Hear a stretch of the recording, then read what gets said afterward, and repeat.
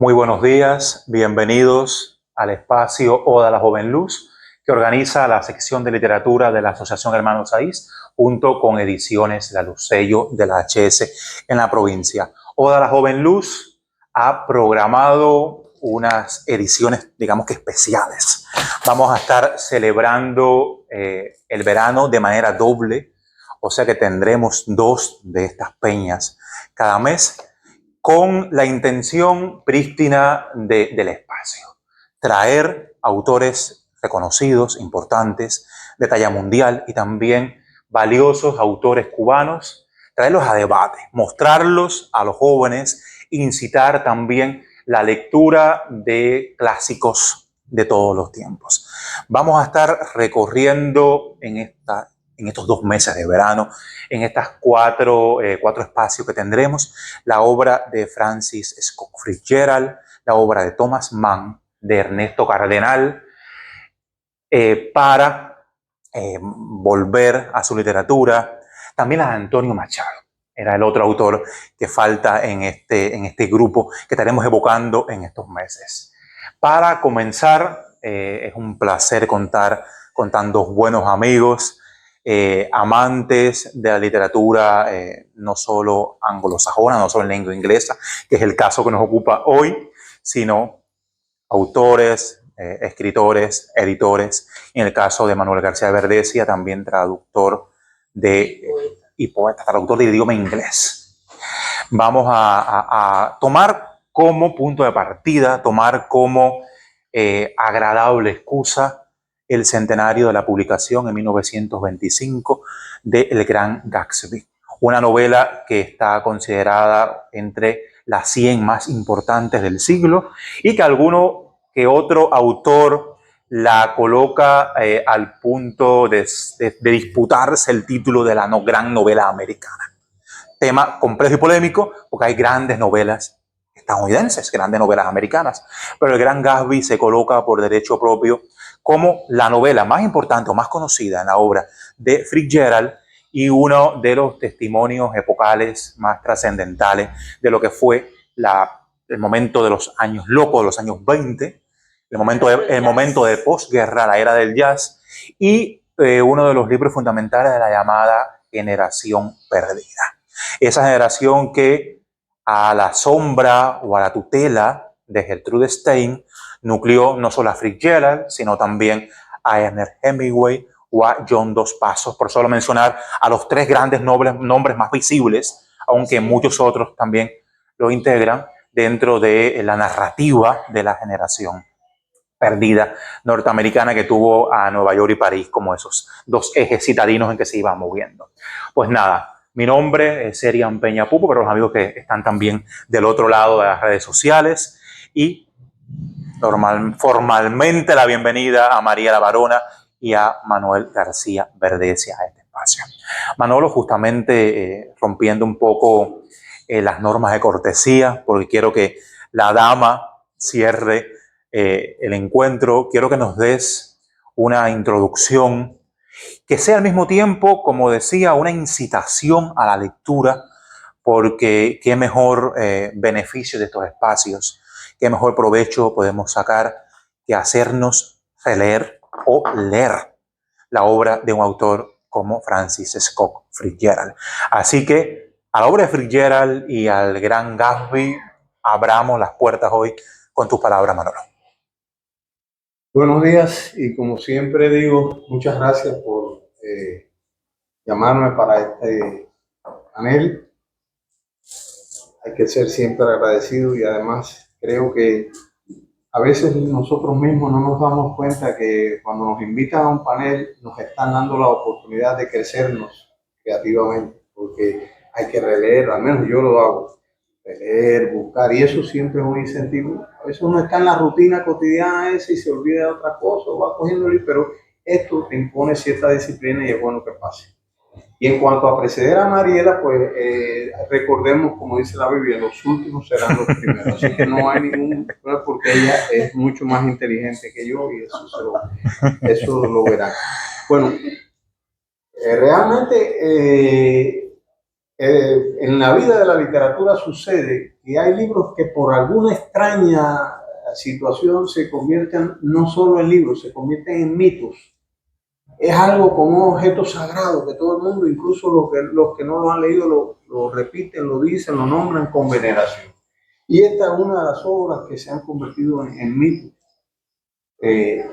como El bosque de la noche de Juna Barnes, o como Por quien doblan las campanas de Hemingway. O sea, que son obras que ya devienen un mito y hace que todos vayan a buscar.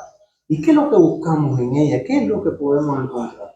Vamos a tratar de elucidar estas preguntas brevemente, refiriéndonos al libro, pero asociándolo con la personalidad de su autor. Creo que cuando uno lee la obra y busca la información sobre la vida del escritor, se da cuenta que hay mucho de Gatsby en Fitzgerald, o viceversa. Hay mucho de Fitzgerald en Gatsby. Y pienso que todo tiene que ver con la época en que se crea, con las pulsiones vitales e intelectuales que tenían la gente en ese momento. Francis Scott Fitzgerald nace en 1896, en Minnesota, y de casi todos sus estudios y su vida lo hace acá en la parte este. O sea, se da lo mismo que la novela, la gente que viene del oeste hacia el este. Que el este en aquel momento era la zona de mayor posibilidad industrial de hacer dinero porque tenía los grandes espectáculos. Acuérdense que Estados Unidos corre en la posguerra por la llamada ley seca, que muchas personas, recuerden el famoso Al Capone, se hicieron millonarios contrabandeando licor y vendiendo clandestinamente. Es uno de los motivos que aparecen sutilmente sugeridos en la novela. Como enriquecimiento de gas.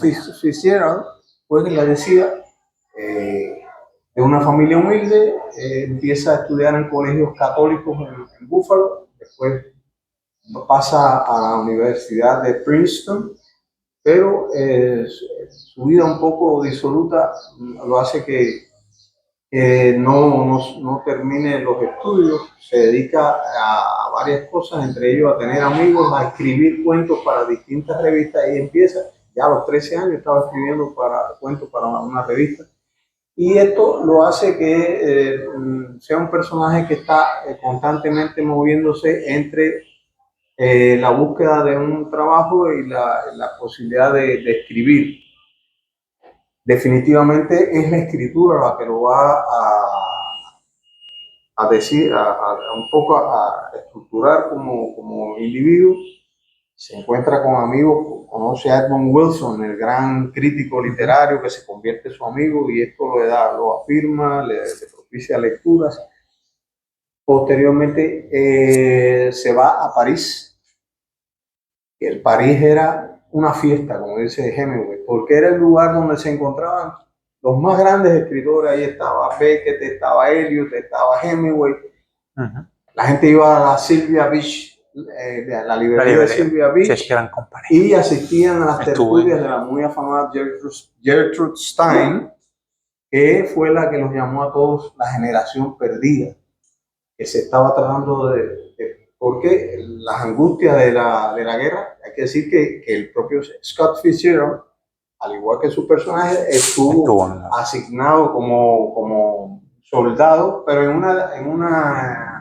un cuartel que no lo prepararon, pero no participó directamente en la guerra.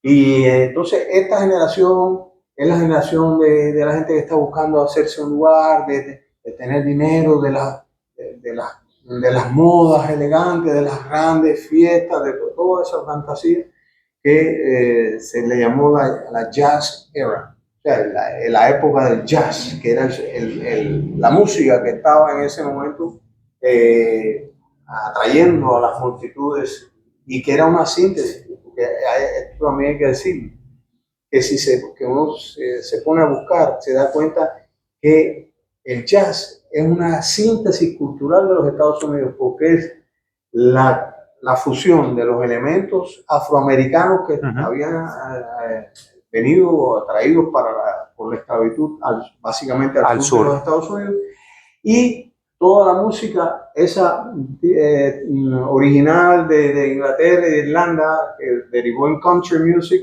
y esta fusión dio el sonido del jazz, que es algo muy típicamente americano. O sea, es la famosa melting pot, o sea, el caldero ese donde se juntan todas las cosas, como diría Fernando Ortiz, el gran ajiaco.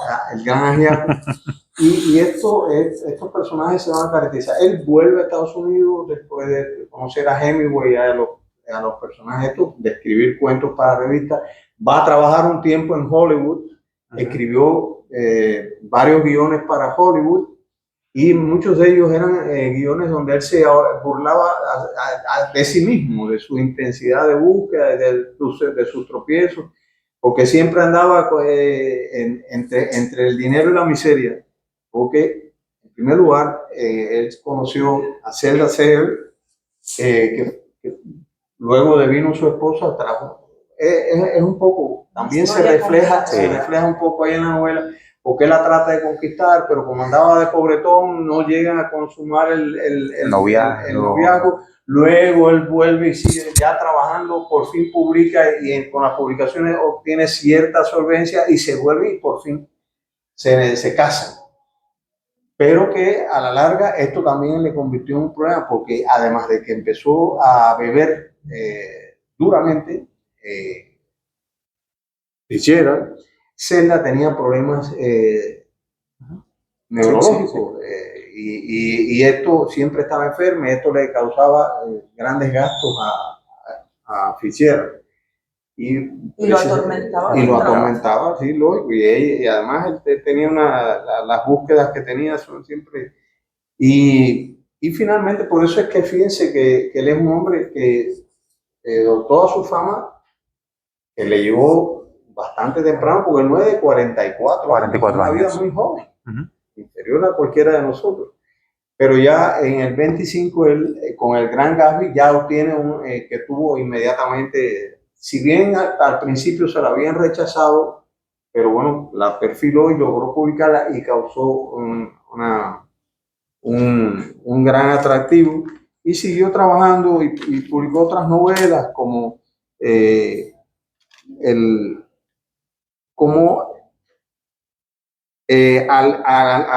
a este lado del paraíso. Esa es su primera novela. Que fue la primera. Los hermosos y malditos, que son anteriores a Gatsby, no tuvieron mucha venta ni mucha repercusión crítica, pero ya en el 25 sí, con el Gran Gatsby va a obtener por fin el impulso que lo va a lanzar como escritor. Después publica Suaves la noche, que ha sido otra de sus grandes novelas, y dejó una inédita que se publicó post-mortem, que es el gran magnate, se llevó al cine, The Last Tycoon. Y esto es en sí su obra. A la larga, uno se da cuenta, cuando uno lee El Gran Gatsby y ve la biografía y ve estos puntos concomitantes, que el asunto fundamental, además de la circunstancia que llevaron a los Estados Unidos a la guerra, todo lo que trajo como resultado en la juventud de aquel tiempo, que movilizó el boom tras la guerra de cierto éxito y ciertas cosas, uno se da cuenta que el eje del Gran Gatsby es un elemento fundamental en la psicología, en la cultura del norteamericano.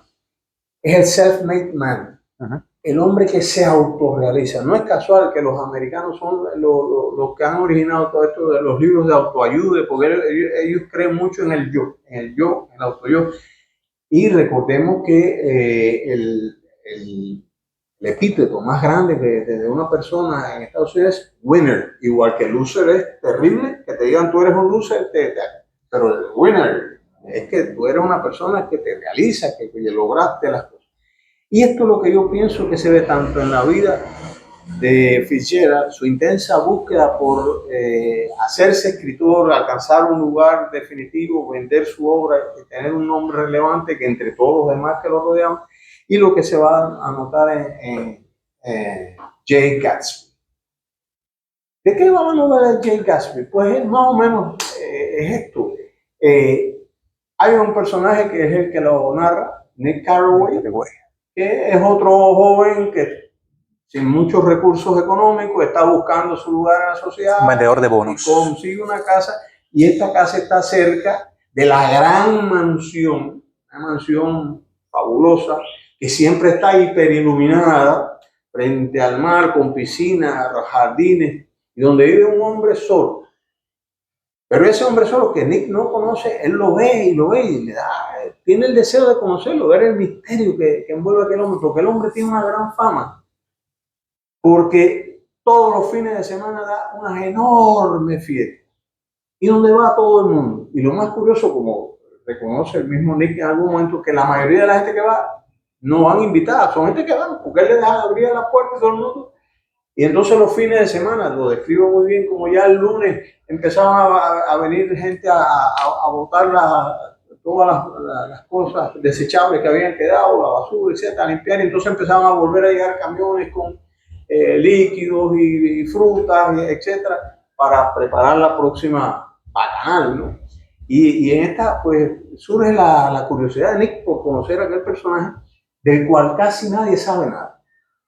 Porque lo interesante de esto es que él es un personaje que atrae por la fiesta, por la mansión, por el dinero, y todo el mundo sabe que tiene dinero por la manera en que vive, pero nadie sabe de dónde sale ese dinero. Y entonces corren muchas voces de que si había sido un militar que se fugó de la guerra, de que si había matado a una persona, de que si había sido contrabandista de licor, y mucha gente cree que el dinero sale precisamente de eso. A la larga nunca estamos convencidos, porque en algún momento nos dicen que es que él y otro se ha asociado con otro señor que evidentemente es uno de los mafiosos del poder norteamericano, una suerte de judío que es su apoderado, y que con él han tenido una suerte de cadena de farmacias. Pero dice uno de los personajes que en esa farmacia él las enmascara como farmacia para vender licor. No tenemos la certeza, porque son personajes que van, y como le digo, aquí el enemigo rumor, como decía Lezama, va a ser constante, porque nos enteramos de las relaciones de él con Daisy, un personaje fundamental y basado en uno de los amores del propio Fitzgerald. Daisy es una mujer que ha sido una mujer con mucho dinero, una mujer bellísima, y casualmente Gatsby ha estado siempre enamorado de ella. Por una noche que pasaron juntos, él siempre no la volvió a ver, ella se casó, y él siempre se quedó enamorado de ella, tanto que él busca un lugar donde estar cerca de ella. Entonces su mansión está frente a la mansión de ella, y él todas las noches observa una luz verde que se enciende del otro lado de la bahía. Al otro lado de la bahía. Por eso él mantiene su casa bien, para que ella le está pasando el mensaje de mi luz contra tu luz. Y bueno, así en la novela llega un momento en que, porque además lo curioso es que todos los personajes tienen su historia de pequeñas traiciones amorosas, ¿no? Nick está con este personaje que es una jugadora de tenis, Jordan Baker, que Jordan Baker es la que cuenta, porque fue amiga de Daisy, cómo Daisy conoció a Gatsby. Se conocieron una noche, ella lo describe, se dieron un beso y él quedó totalmente perdido de amor por ella. Como se fue después a lo militar, a la guerra, no se vieron por unos años, y cuando él volvió se enteró de que ya ella se había casado con Tom Buchanan, un multimillonario, un hombre muy singular, un poco torpe, macho alfa, exacto, machista, deportista, que tiene un amorío con la esposa de su mecánico, y que al final es lo que va a desencadenar la tragedia. Porque en esta dilucidación de qué pasa, quién es Gatsby, qué hace Gatsby, Tom se empecina en conocerlo, van a ir a conocerlo, pero a la vez Gatsby está también empecinado en que Daisy venga a su casa, y a través de Nick, que es primo de Daisy, él trata de traer Y esto va a desencadenar el final, porque en un momento determinado, no se lo voy a contar para que lo lean, pero sí van a tener una suerte de reunión para socializar y para comer, pero que la reunión termine en una discusión entre Tom y Gatsby. Gatsby diciéndole que Daisy lo ama a él, Tom refutándolo diciendo que no, que lo ama a él. Y en este escape de la reunión ocurre un accidente de tránsito donde va a fallecer la amante de Tom. Curiosamente, Tom se la desquita del peor de los modos, mintiendo sobre el culpable del accidente. Él culpa a Gatsby. Y el esposo de la amante de Tom, herido de celos y furioso por lo que ha pasado, porque el que la mató, la que iba manejando era Daisy realmente, pero parece que nerviosa ya no se detuvo. Y entonces todo el mundo dice, no se detuvo ni nada. Y esto quedó, y entonces pues el esposo de esta Mailer, pues va y busca a Gatsby y se imaginarán qué pasa. Ese es un fin trágico en la novela, o sea que este hombre a mí siempre me recuerda a un poema muy famoso de la poesía moderna norteamericana de Edward Arlington Robinson, que se llama Richard Cory. Un poema, si no lo han leído, búsquenlo y leanlo, que es muy hermoso, porque él habla de Richard Cory, que es un personaje que siempre va bien vestido, que siempre habla bien, que todo el mundo dice que es buena suerte, es el hombre más famoso, todo el mundo ha mirado a Richard Cory, dice, y una tranquila noche de verano, Richard Cory se dio un balazo en la cabeza. Como a veces lo que uno piensa que es una cosa maravillosa, bien compuesta, sin embargo no sabemos las angustias que puede tenerse. Pero este personaje que tenía todo el dinero del mundo, daba esas fiestas, no tomaba en la fiesta, no sabía ni quiénes iban a la fiesta, y siempre lo que estuvo esperando es reencontrarse con aquel amor que hacía unos años había descubierto y lamentablemente se le había extraviado, se le había esfumado de las manos. Y esto es lo que va un poco a determinar su vida, pero siempre estuvo eso, el hombre que está buscando en primer lugar su destino financiero para poder desarrollar su vida y a la vez el amor que pudiera fijarlo sobre la sustancia de la vida y darle un sentido. En general estos son los elementos que tienen esa íntima relación entre el personaje Jay Gatsby y su creador Scott Fitzgerald. El hombre que está buscando hacerse a sí mismo, y cómo el entorno, la época de la fama, de hacer dinero, de buscar, pues se lo va a consumir, y tristemente, en medio de tantas cosas que tenía, no tuvo lo que más ansiaba, el amor de una mujer. Es una novela notable. Se lee con sumo gusto porque está lleno de observaciones curiosas. Muchos de estos autores norteamericanos son muy sagaces, y es que ellos te van describiendo por maneras de hablar, por maneras de mirar, por maneras de pararse. A Gatsby lo van describiendo, tú siempre vas viendo el personaje y vas un poco haciéndote, te vas haciendo cercano al personaje y vas viendo a este hombre que en el fondo tiene una gran pasión que lo consume. Y aunque parece un gran triunfador, no lo es. Y es lo terrible que lo lleva al final dramático. Bueno, por aquí me quedo por si acaso dejarle algo a Mariano, así que muchas gracias. Gracias, Manolo. Las acotaciones y los aportes próximos son bienvenidos. Así que esto es un diálogo, esto es un debate. Me hiciste recordar diverso y plural y verde, como bien dices, el café, tu espacio que también lo es. Me hiciste recordar ese final también de la novela en donde a Gatsby no lo acompaña nadie, o sea, aquellas apoteósicas bacanales que hacía en su mansión. Él, en su entierro solo está el padre, que ha vuelto, y Nick, que está con él. O sea, se resume en eso, ¿no? Al final lo que te demuestra es eso. Él no era nadie, él era un mito. Entonces nadie va a luego, ni saben de qué murió, ni prácticamente qué pasó. Entonces como no hay amistad, no hay afecto, simplemente la gente aprovechaba las fiestas y lo devuelve a lo que él siempre fue, un solitario acompañado de gente desconocida.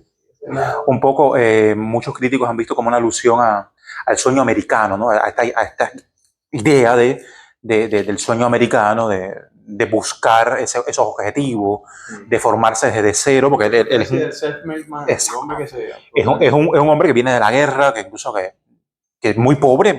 Esta relación inicial con Daisy no fructifica también por su falta de dinero, ¿no? Su pobreza.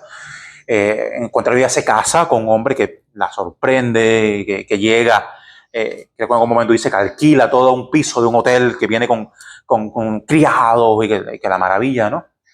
Y es un hombre que viene de la nada prácticamente, viene de la guerra, el personaje, y empieza a través de estas vías que pueden ser, como decíamos, que no salen del todo en la novela, el narcotráfico, la venta de licor en la época de la prohibición, de la ley seca.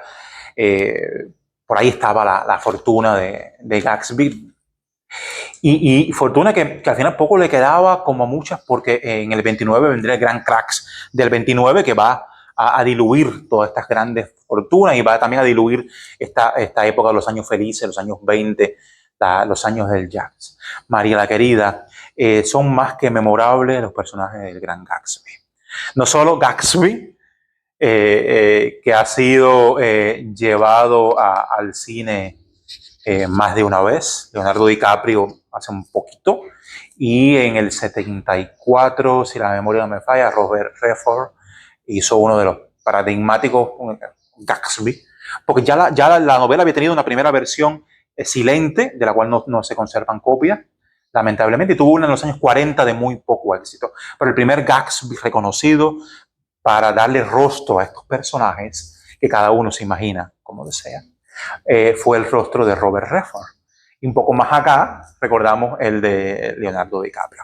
Pero tanto Gatsby como Daisy, Mia Farrow fue la primera, la del 74, se nos convierten en personajes entrañables, en personajes con un tratamiento psicológico que refuerza rasgos de su personalidad, como es menester de un buen narrador, como lo fue Fitzgerald. Acércanos un poco a esos personajes, a esos personajes también femeninos, tres grandes personajes femeninos que están en la obra, no solo Daisy, desde la perspectiva de narradora y lectora que es Mariela Barona. Muchas gracias, Enio, por invitarme y por compartir con nosotros. De la lectora más perspicaz que conozco. El Gran Gatsby es una novela, para mí, que emula con El Maestro y Margarita, que todo el mundo sabe que es mi novela favorita de todos los tiempos. Casualmente abarca un periodo parecido o sea, se escribió más o menos en la misma época, porque Fitzgerald escribe su Gran Gatsby en 1925 y Bulgakov comienza a escribir El Maestro y Margarita en el 28. O sea, solo lo separan, es la misma década, claro. es el mismo tiempo, lo único que, miren qué diferencia tan abismal, ¿no? La era del jazz en América, en el caso del Gran Gatsby, y la era del jazz en la Moscú estalinista, donde el jazz justamente se convierte en un elemento satanizador, un elemento del demonio, ¿no? Es increíble. Yo estuve incluso tratando de escribir un ensayo comparando estas dos novelas porque me interesaba mucho la manera de ver esa época entre esos dos autores. Pero bueno, son proyectos que van quedando en el camino, ustedes saben. Yo digo, Mariela, disculpa, que cuando conformamos los paneles, y disculpa que cambie un momento del tema, bien sabemos a los amigos que traemos aquí. O sea, están pensados, sabíamos la pasión de Mariela por esta novela y el conocimiento de Manuel por la obra de Gatsby, ¿no? O sea que son paneles donde hay pasión y pensamiento y los hilos están como que movidos, ¿no? Para traer panelistas que sepan sacar los jugos a la fruta. Yo creo que la película que más refleja lo que podía haber sido una fiesta del Gran Gatsby no es ninguna de las versiones que se han hecho de la novela. Ustedes vieron Babylon Sí, de claro. 2024. Eso es, así es como yo me imagino las fiestas de Gatsby. Aunque Babylon Muy- es en Los Ángeles. Exacto, Babylon es en pero Los Ángeles. pero ese Sí, tipo los de años, los años. fiesta en esa época, con lleno de aspirantes a estrellas de cine y coristas y locas y de... Así es como yo me imagino las fiestas de Gatsby, con un poquito menos de oscuridad, porque lógico, en Babylon se ve todo un poco más sórdido, un ambiente mucho más criminal, vamos a Que decir. conoció Fitzgerald. Que se Exacto. movió en Hollywood. Y también Fitzgerald conoció ese ambiente. Por eso es que no sé, Babylon a mí me remite a Fitzgerald así de un plumazo para allá.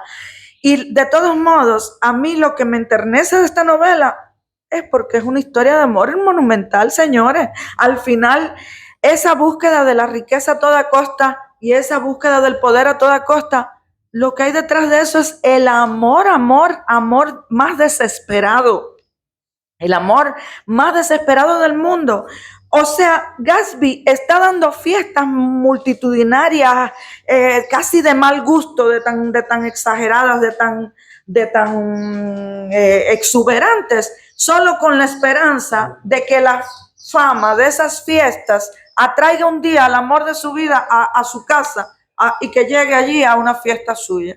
¿Saben lo que es eso? Porque no tiene idea de cómo lograr entrar al círculo social en que se mueve su amada, porque La riqueza es un medio. él es un advenedizo, él es un tipo que está haciendo fortuna por medios súper sospechosos, que sabe bien que no se codea con la gente que es rica de toda la vida, como ella, como su marido, como esa muchacha tenista que se embarca en una aventura ligera, frívola con el narrador de la historia. Él no pertenece, por muy rico que sea, él no tiene cabida en ese medio social. Él no puede ir a una fiesta elegante de verdad.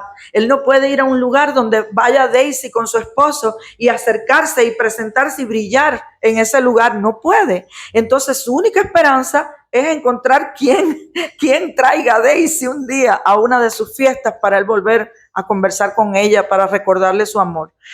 Y el descubrimiento de ese muchacho que se ha mudado al lado de su mansión, que conoce a Daisy, conoce al marido de Daisy, es como un diamante para él, encontrar un diamante en medio del camino, porque cuando se entera de que ese muchacho puede establecer un lazo real entre él y su amada, él enloquece, él ya se vuelve loco, arman todo una encerrona para Daisy, para que el muchacho, que es medio pariente de ella, la conoce desde hace tiempo, y la invita a tomar el té sin decirle nada de que Gatsby va a estar ahí. Y Gatsby, hacen todo eso, la muchacha viene a casa del primo, a una casa humilde, está en el medio de las mansiones lujosas, pero es una casa que es lo que él puede pagar. Y Gatsby no sabe qué hacer cuando tiene a Daisy ahí a una puerta de distancia. El anfitrión se lo encuentra sudando la gota gorda. No puedo salir, no puedo verla, no. ¿Qué le voy a decir? Bueno, el traje que se había puesto, un traje inmaculado, hermoso, justo para deslumbrar a Daisy, ya era un trapo de todo sudado, porque era tanto el nerviosismo que él le daba a su amor, tenerla por fin cerca ahí, que no podía. Bueno, en fin, ese primer encuentro es un desastre, luego se empiezan a ver sí un poquito mejor, y ella recuerda y cae de nuevo, claro, sobre todo porque ve la cantidad de dinero de que dispone Gatsby. Porque, ¿qué quería yo hacer notar? Daisy, de los 3 personajes femeninos de esta novela, a mí me asombra cómo Fitzgerald es capaz de utilizar arquetipos tan buenos para describir a sus personajes femeninos, porque Daisy tal vez es la que un hombre común y corriente dice, es una puta frívola, ¿entiendes? Es el tipo de mujer que está con el que más dinero le dé, pero Daisy tiene muchas connotaciones muchas connotaciones emocionales. No es la simple puta frívola, no. Daisy, la que es una puta frívola es Myrtle, la amante del marido de Daisy, la mujer del mecánico de la pareja, porque esa sí lo que quiere es ostentar delante de sus amigas vulgares y pobres y escandalosas. Quiere ostentar que tiene un amante rico y lo único que quiere es que el tipo le compre cosas exuberantes para darle en la cara a todo el mundo. Esa sí es realmente una puta frívola, aunque uno se da cuenta que es una pobre infeliz, una mujer sin 2 dedos de frente, una mujer que es casi un puro animal sexual. Pero Daisy no. Daisy no es ese puro animal sexual. Daisy es un ente que se crió pensando en las musarañas, creyendo que el dinero era eterno y que su vida iba a transcurrir entre nubes color de rosa, como crían ahora las muchachas, a las niñas, no sé, pensando en las Barbie, en las cosas de Disneyland. O sea, Daisy es una precursora de eso. Daisy es de las que creen los héroes, en los príncipes encantados, y en el primer momento ve a Gatsby así cuando lo recupera, ¿no? Aparte de que Gatsby es un tipo atractivo, joven aún, un hombre que le gustó mucho a ella cuando Daisy lo conoció, que él era un pobre soldado, no tenía un medio, y ella sabía bien que ninguno de sus parientes iba a aceptar su unión con aquel hombre, con aquel joven pobre. Y por eso ella sencillamente, bueno, cuando él se fue para la guerra lo olvidó porque ¿qué iba a hacer? Cuando lo vuelve a encontrar, ella se da cuenta de que sí, de que el amor novelesco es posible, y eso es lo que la atrae en un primer momento hacia Gatsby otra vez. Pero cuando viene a ver, comprende que no, que su marido al final, la historia que tiene con su marido, la historia que han vivido juntos, la hija que tienen en común, una serie de intereses también financieros, ¿por qué no?, son más determinantes, y que ya la época de las novelas rosas para ella terminó. Y en ese momento es cuando Gatsby se le cae su castillo de naipes y se da cuenta de que Daisy prefiere la estabilidad, aunque le guste Gatsby y la perspectiva de vida con él le atraiga de cierta manera, pero es incapaz de irse, de abandonar a su hija, a su marido, y de ser la comidilla de la buena sociedad. Es incapaz de eso por un amor novelesco. Entonces, esa desilusión horrible que sufre Gatsby, creo que al final, aunque uno sufra con la muerte de Gatsby y lo vea tan infeliz, ¿no?, que no pudo lograr lo que quería, uno dice, pero es casi preferible que lo hayan matado, porque ya ese hombre no iba a poder vivir más después de vivir toda la vida persiguiendo la riqueza para impresionar al amor de su vida y no lograr lo que él quería. Entonces, es preferible que después de una desilusión así, el personaje muera. Yo creo que fue muy sabio Fitzgerald. Fue muy sabio al definir todas las líneas en que se iban a mover esos personajes. El tercer personaje femenino, el de Jordan, es casi otro narrador de la novela. O sea, es esa típica chica moderna norteamericana, muy cínica, muy con los pies en la tierra. Ella sí no está pensando en novelas de amor ni en príncipes encantados. Ella sabe que tiene que buscarse un marido rico para que sostenga su nivel de vida, porque ella está acostumbrada también a la riqueza. O sea que desde el principio que empieza a noviar, a romancear con el narrador de la historia, con Nick, el primo de Daisy, ella se lo deja casi claro. O sea, estamos tonteando, ok, ahora estamos pasando el tiempo, pero yo voy a hacer lo que se espera de mí en el futuro, por muy independiente que yo sea, por mucho que quiera brillar en el deporte, al final sabe que su destino va a ser una buena esposa para un marido rico como el de Daisy Buchanan. Entonces, esos 3 prototipos de mujer, esos arquetipos, Myrtle, la amante del rico, la mujer del mecánico, Daisy, que es la heroína, la muchacha soñadora, la que cree que la vida puede ser un cuento de hadas hasta que descubre que las cosas son en serio y que nunca va a poder ser de nuevo la respetable Daisy. Y la tercera, el personaje de Jordan. Con esos tres personajes, señores, Fitzgerald no necesitan más. Todos los demás son secundarios. Todas las mujeres que aparecen, entran y salen, son gente que podrían estar o no estar, no importa. Con esos tres está la mujer ahí. La mujer en todas sus maravillas y en todas sus oscuridades, ¿no?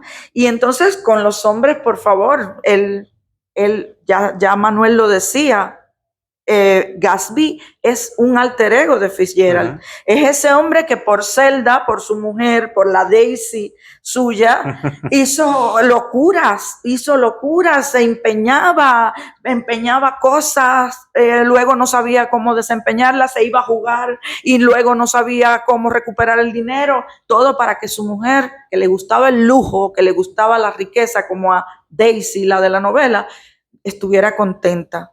Era una debatirse constante entre ese amor, ese deseo de impresionar a la persona que se ama y la verdad desnuda, que no puedes, la vida no te deja. Y me parece que esa lucha de Fitzgerald de toda su vida en esta novela alcanzó el clímax.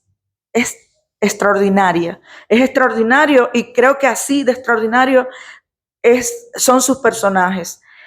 No hay forma de quedarse indiferente con ninguno, porque hay veces que uno odia a alguno de ellos, lo odia. Yo llegué a odiar a Tom, al marido de Daisy, llegué a odiar a Myrtle, al amante de Tom, llegué a compadecerme tanto a odiar a Daisy a veces por hacerle eso a Gatsby, ¿no?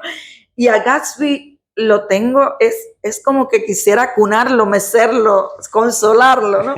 Es una novela inolvidable para mí y ya les digo, le debo a la literatura un pequeño ensayo sobre lo que significa para mí esa novela comparada con El Maestro y Margarita. Me parece que va a ser un análisis interesante porque ya les digo, son casi contemporáneas en el tiempo, al menos la primera versión del Maestro y Margarita, porque ustedes saben que esa historia es cruenta. Pero me parece que va a ser interesante. Y entonces solo me queda recomendarles muchísimo que el que no haya leído El Gran Gatsby, corra y la lea en cualquier versión, digital, de papel, no sé, audiolibro, como la prefiera, porque realmente es de esas novelas que uno no debe morirse sin leer. Muchas gracias. Gracias, Mariela, gracias. Muchísimas gracias. Recordaba al final de la novela, cuando el narrador está en la tumba de Gatsby y se caramba Daisy, ni una corona de flores. O sea, ellas van para Europa, Tom y Daisy, y ni una corona de flores al hombre que fue el amor. O sea, esto que decía de esa decisión de tomar partido por su matrimonio, por su hija, por sus intereses económicos, ¿no? La tradición, el peso de esa tradición norteamericana que es tan pesada del siglo XIX, de la familia, de esos estamentos sociales, ¿no? Y el narrador Nick decía, oh, ni una corona de flores en la tumba de... Fíjate, qué interesante la manera de ver la sociedad a esas familias poderosas, burguesas de esa época. Eran la nobleza para los norteamericanos. O sea, lo mismo que era la nobleza para los europeos. No sé, la princesa Leticia, hija del rey tal. No. Estaban en los suburbios de Long Island, estas zonas de ricos todos. Bueno, en ese caso, pertenecer a esa élite era como pertenecer a la nobleza en Europa. O sea, tú hacías algo fuera de lo socialmente aceptado y eras excomulgada de esa vida. ¿Qué le importaba a ella si Gatsby tenía dinero o no? Si no se sabía ni siquiera el origen de la fortuna de Gatsby. Y además Gatsby no pertenecía a esa nobleza, entre comillas, a la que sí pertenecía ella. Ella no podía arriesgarse a irse con Gatsby. a dejarlo todo por él. Aunque su marido le fuera infiel, fuera un estúpido, machista, violento, déspota, no podía. Entonces, absolvamos a Daisy. Gracias. Es una de las grandes novelas, no solo del siglo XX ni de lengua inglesa. Sirva este panel, sirva las intervenciones de ustedes para justamente eso, incitar la lectura. Por suerte, está reeditada por la colección Biblioteca del Pueblo de Arte y Literatura, esta edición que se presentó en la Feria Internacional del Libro de este año, del 2025, y que creo que es uno de los libros que llegó Holguín, que está todavía de fácil accesibilidad en librerías. O sea que aprovechemos esta reedición también, si no lo leemos en digital, Mariela. Pero bueno, es un libro que nos gusta hablar de autores que podamos recomendar. La disponibilidad física siempre tan compleja en el escenario cubano de tener el libro a mano. Pero bueno, en el caso del Gran Gatsby, disfrutamos de una reedición, porque la primera fue en el 2001. O sea, los cubanos tuvimos esa primera edición en el 2001, casi 80 años, 70 y tantos años, 75 años después de la publicación en Estados Unidos. Y bueno, esta es la reedición del 2024, 2025. Manolo.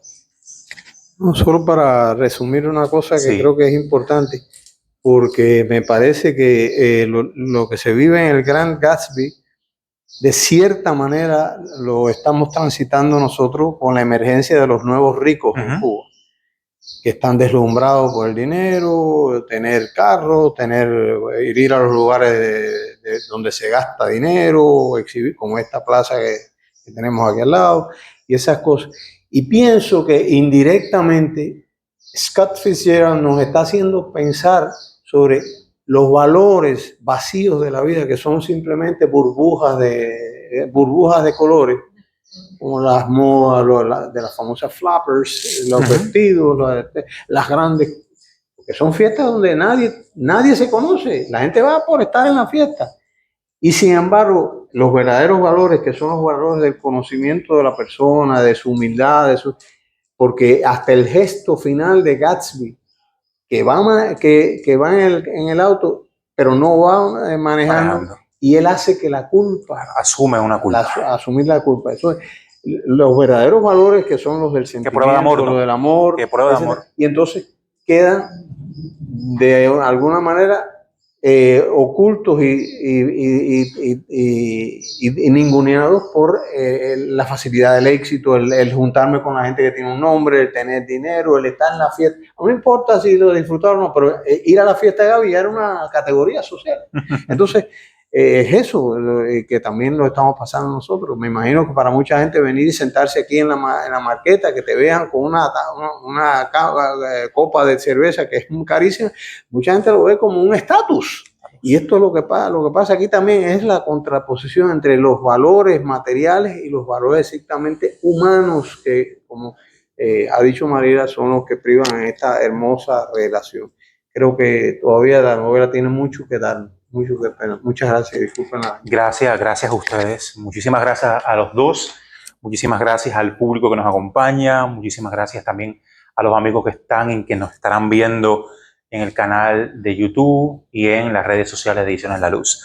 Yo los invito para dentro de unas 2 semanas estar conversando con Marisela Meseguer, que está hoy de público esta vez, y Zenobio Hernández Pavón sobre la poesía de Antonio Machado. Será una oportunidad de lujo, como ha sido esta mañana en que nos acercamos al Gran Gatsby de Scott Fitzgerald. Muchas gracias y gracias nuevamente.